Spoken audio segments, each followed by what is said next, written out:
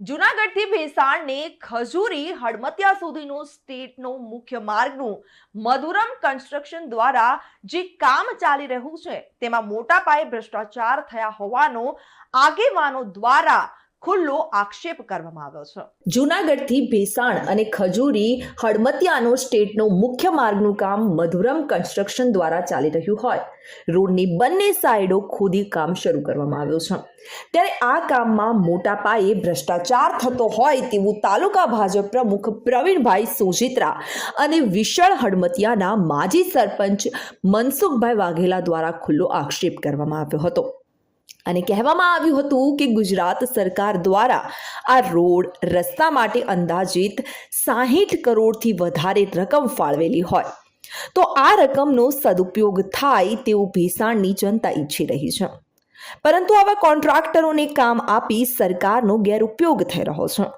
આવા જાગૃત આગેવાનો અને આજુબાજુના ગામના સરપંચોની અનેક વખત તાલુકા ભાજપ પ્રમુખ પ્રવીણભાઈ સોજિત્રાને ફરિયાદો મળી છે, પરંતુ આવા કોન્ટ્રાક્ટરોને અને અધિકારીઓને કોઈ પણ જાતની ફિકર નથી। આ કામ માટે મુખ્ય માર્ગનું કામ સારું અને ગુણવત્તાવાળું થાય તેવું આગેવાનો ઈચ્છી રહ્યા છે, પરંતુ અધિકારીઓની મિલીભગતને લઈ આક્ષેપો થઈ રહ્યા છે।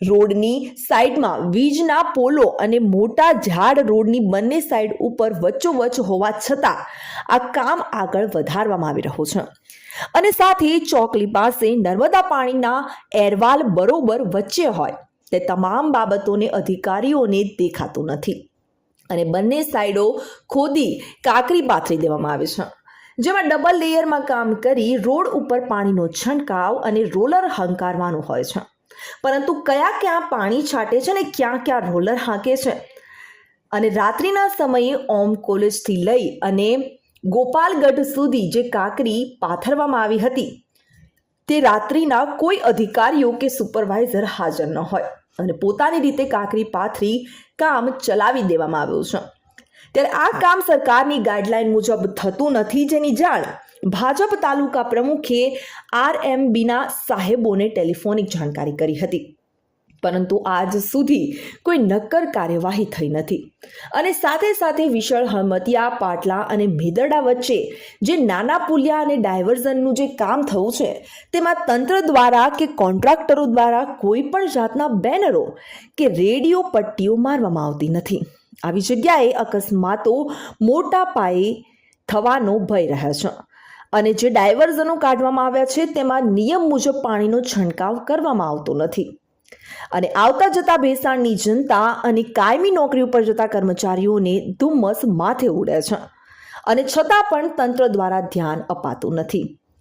વિશાળ હડમતિયાના માજી સરપંચ મનસુખભાઈ વાઘેલાએ તો ત્યાં સુધી કહી દીધું છે કે પુલિયા બનાવવામાં આવે છે તેમાં નિયમ મુજબ લોખંડ પાથરવામાં નથી આવતું અને તેવી અનેક રજૂઆતો અધિકારીઓને કરે છે, છતાં પણ કોઈ ધ્યાન આપતું નથી અને મનસુખભાઈ વાઘેલાએ એવું પણ જણાવ્યું છે કે આમાં મધુરમ કન્સ્ટ્રક્શનના કોન્ટ્રાક્ટરો અને અધિકારીઓની મોટી મિલીભગત હોય તેવું જણાઈ રહ્યું છે, જેમાં ખાસ કરીને જે મેદપરા ગામના બસ સ્ટેન્ડમાં કોન્ટ્રાક્ટર દ્વારા સાઈડો ખોદી નાખવામાં આવી છે, જેને 15 દિવસથી કોઈ પણ જાતનો કાર્યવાહી કરવામાં આવી નથી અને અધૂરું કામ મૂકી આગળ કામ ચાલુ કરી દીધું છે, જેને લઈ ગામના વેપારી ભાઈઓ અને ગ્રાહકોને મોટી તકલીફો પડતી હોય, પરંતુ આવું અધિકારી અને કોન્ટ્રાક્ટરોને દેખાતું નથી।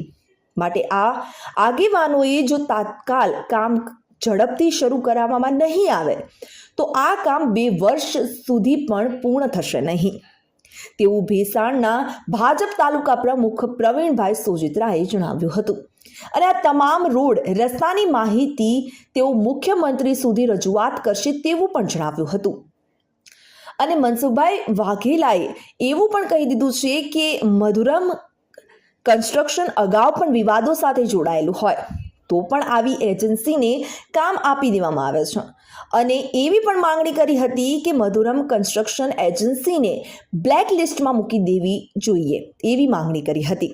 જો આ કામ ગુણવત્તાવાળું નહીં થાય તો તમામ સરપંચોની સાથે રાખી અને ઉપલી કક્ષાએ રજૂઆત કરવામાં આવશે તેવું ભાજપ પ્રમુખ પ્રવીણભાઈ સોજિત્રાએ જણાવ્યું હતું।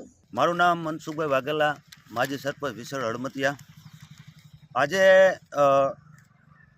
વર્ષોથી જે ભેસાણ તાલુકાના લોકો અને આતુરતાથી જે રાહ જોતા હતા કે ભેસાણ ચોકડીએથી ઠેઠ હળમતિયા ચોકડી સુધીનો જે ભેસાણ હાઈવે પહોળો કરી અને મોટો કરવામાં આવે તેની તમામ ધારાસભ્યોથી લઈ જિલ્લા પંચાયતના સભ્યો, સરપંચો, તમામ લોકોની રજૂઆતોને ધ્યાને રાખી અને સરકારશ્રીએ આજથી 2 થી 3 વર્ષ પહેલાં મંજૂર કરવામાં આવેલ છે અંદાજે 60 કરોડ જેવી માતબર રકમ, અને જેનું કામ આજે મધુરમ કન્સ્ટ્રક્શનને આપવામાં આવેલું હોય અને આ કામ ચાલુ કરવામાં આવેલું છે. પરંતુ આવડા મોટા પેકેજની અંદર PWD કે કાર્યપાલક ઇજનેર ડોકો પણ કાઢતા નથી. કામની અંદર એવો મોટો ભ્રષ્ટાચાર ચાલુ હોય કે જે સાઈડો ખોદવામાં આવે છે એ સાઈડો ઉપર ટ્રાફિકના નિયમોને એક બાજુ મૂકી કોઈ રેડિયમ પટ્ટી કે રેડિયમ ડોગલા રાખવામાં આવતા નથી. રાતે 2 વ્હીલરો કે નાના વાહનોવાળા ખાડામાં ઘરી જાય અને અકસ્માત થાય છે. છતાં આવી રજૂઆતો હોવા છતાં કોઈ સામું જોતા પણ નથી. જ્યારે PGVCLના મોટા મોટા પોલ અને જંગલ ખાતાના મોટા ઝાડવા પણ આજે જે કટિંગ કરવામાં આવ્યા નથી અને કામ ચાલુ છે. અમુક જગ્યાએ જે જગ્યા મળતી નથી, જે ચોમાસાનું ખેતરોનું પાણી જે સાઈડમાં નિકાલ કરવામાં આવે છે એ નિકાલને ભરી દેવામાં આવે છે. તો મારો પ્રશ્ન એ છે કે જ્યારે પાછો ચોમાસું આવશે તો આ પાણી ક્યાં આવશે? રોડ ઉપર કોઈ એન્જિનિયરના એવા નક્કર પ્લાનિંગ નથી કે પોલો હટાવી લેવા, ઝાડવા કપાવી નાખવા અને પછી કામ કરવું. અલગ અલગ જગ્યાએ કામ કરતા આવે છે. એ કામની અંદર જે કાંકરી ભરવામાં આવે છે અત્યારે અડધો પોણો ફૂક્યો મોટો, છતાંય એની ઉપર રોલિંગ નથી થતું, એને પાણી છાંટવામાં નથી આવતું. જ્યાં જ્યાં પુલની વ્યવસ્થા અહીંયા વિસળ હળમતિયા પાટીએ આપ જોઈ રહ્યા છો ત્યાં પુલ પાડી દેવામાં આવ્યું ને જેને PCC કરીને લોખંડ બાંધવામાં આવ્યું. એ લોખંડ ખરેખર મારા ધાર્યા મુજબ એસ્ટિમેટ જોયો નથી, પણ 4 ને ગાળે હોવું જોઈએ, એને બદલે 8 ને 6 ને ગાળે લોખંડ બાંધવામાં આવે છે. આની ઉપર જે કાંઈ સુપરવાઇઝરો આવે છે પણ એ સુપરવાઇઝરો ખાટલા ડાળીને નિરાંતે સૂતા હોય છે, કારણ કે મધુરમ કન્સ્ટ્રક્શનવાળા પાસે તેને ટકાવારી મળી જતી હોય છે. તો મારે તો સરકારશ્રીને અને એવી નિવેદન છે કે આપણા ધારાસભ્ય તો છે નહીં વિસાવદર વિધાનસભા, પણ ધારાસભ્યો, સંસદ સભ્યને આપણી રજૂઆત અને માર્ગ અને મકાન વિભાગના મંત્રી સુધી આપની ચેનલથી આ મારો અવાજ પહોંચાડો કે જે લોકોના હિત માટે, લોકોના કલ્યાણ માટે વર્ષોથી જે રાહ જોતા હતા આની મોટી જે પટ્ટી થાય ભેસાણની, અને એ કામ આજે 60 કરોડ જેવું માતબર રકમ હોય અને એમાં કોઈ એન્જિનિયર ડોકું પણ કાઢતા ન હોય, કામની રીતે ચાલુ હોય. જ્યાં ડાયવર્ઝન કાઢવામાં આવે આપ જોઈ રહ્યો છો ત્યાં ડંબરિયું ઉડે છે, ક્યારે અકસ્માત થાય નક્કી નથી. ત્યાં પાણી છાંટવામાં આવતું નથી. રોલિંગ કરીને ખરેખર પાણી છાંટવું જોઈએ સવારે અને સાંજે. તો એ નિયમો નહીં, ટ્રાફિકના નિયમો એક બાજુ મૂકી દીધા. આવડી ગટરો છતાંય ક્યાંય રેડિયમ પટ્ટી નથી. અકસ્માત થશે એ રાહ જોઈને તંત્ર બેઠું છે. ત્યાર પછી કદાચ પગલાં લે તો હું આપની ચેનલના માધ્યમથી એટલું કહેવા માગું છું, માર્ગ અને મકાન વિભાગના મંત્રીશ્રીને, આપણા મુખ્યમંત્રીશ્રીને અને વહીવટીતંત્ર જાગી અને આવડું મોટું આ પેકેજનું કામ ચાલુ હોય તો આને તાત્કાલિક એક સમિતિ બનાવી યોગ્ય તપાસ કરી અને યોગ્ય ગુણવત્તાવાળું કામ થાય અને સરકારશ્રીએ જે ફાળવેલી રકમ છે એને નાણાંનો સદુપયોગ થાય એવી આપ ભેસાણ તાલુકાના સમગ્ર નાગરિકો વતી મારી વિનંતી છે. જય હિન્દ. ખાસ કરીને ડાયવર્ઝનનું શું છે? ડાયવર્ઝનમાં કેટલા ટાઈમ ત્યાં ખોદીને બેઠા છે ખાધે? ડાયવર્ઝન માનો આ ડાયવર્ઝન તો કદાચ 2 મહિના થઈ ગયા, આપણે પાછળ જોઈ રહ્યા છીએ. હમણાં તાજેતરમાં પાટલા પાસે એક ડાયવર્ઝન કાઢ્યો છે, ત્યાં પણ મહિના જેવું થઈ જાય. ત્યાર પછી આગળ આપણે અહીંથી આગળ જઈએ તો એ સાઈડમાં ડાયવર્ઝન છે. તો ત્યાર પછી મેંદપરા વિસ્તાર છે ને ત્યાં વેપારીઓ છે, દુકાનો છે. હવે દુકાનોની સાઈડો હાવ ખોદી નાખી છે, પણ છતાં ભરવામાં નથી આવ્યું કે રોલિંગ નથી થયું, કાંકરીમણી પાથરી દેવામાં પણ હલાતું નથી. આવી પરિસ્થિતિ એના વેપારીઓને મુશ્કેલી થાય, વેપાર ધંધા ભાંગી જાય, આવી પરિસ્થિતિઓ છે. છતાંય વહીવટી તંત્ર કદાચ આ કામ મોટું છે એટલે સમય લાગશે, એમાં ના નથી, પણ પ્લાનિંગ સાથે જે કામ થવું જોઈએ એ કામ થતું નથી અને એસ્ટિમેટ મુજબ જે કામ થવા જોઈએ થતા નથી. મધુરમ કન્સ્ટ્રક્શન વિશે શું કહેશો તમે? મધુરમ કન્સ્ટ્રક્શન દ્વારા આ કામ રાખવામાં આવ્યું છે એવું મને જાણવા મળ્યું, પણ મધુરમ કન્સ્ટ્રક્શન એક મોટો ભ્રષ્ટાચાર આદરતું હોય અને આવા કામની અંદર, આવડા પેકેજની અંદર જાણી કોઈ નીતિ ને નિયમોને એક પર મૂકી એસ્ટિમેટ. મારું નામ પ્રવીણ સોજિત્રા, ભેસાણ તાલુકા ભાજપ પ્રમુખ. જૂનાગઢથી ખજૂરી હડમતિયા ચોકડી સુધી જે રોડ પહોળો કરવાનું કામ ચાલી રહ્યું છે એમાં સરકારશ્રી દ્વારા 60 કરોડ કરતાં પણ વધારે રકમ ફળવાયેલી છે.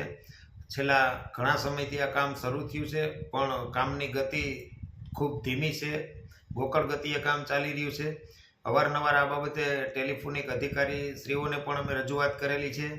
બીજું કે હાલમાં જે રસ્તો છે આવી જ રીતે કામ ચાલે તો આ 2 વર્ષે કામ પૂર્ણ થાય.